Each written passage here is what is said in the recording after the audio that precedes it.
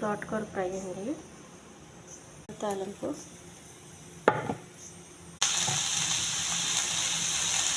పచ్చిమిర్చి. ఈ తోటకూర తాలింపు ఎక్కువ నీళ్ళు వేయలేదండి, నీళ్ళు కూడా వేయలేదు. తోటకూరలో నీళ్ళతోనే ఉడుకుతుంది.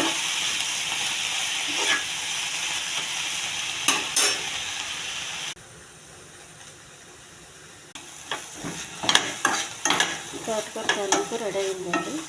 ఈ ఛానల్ నచ్చితే సబ్స్క్రైబ్ చేయండి, షేర్ చేయండి, లైక్ చేయండి. తోటకూర చాలా తొందరగా ఉడికిపోతుందండి. ఏ ఆకుకూర అయినా తొందరగా ఉడికిపోతుంది కదా.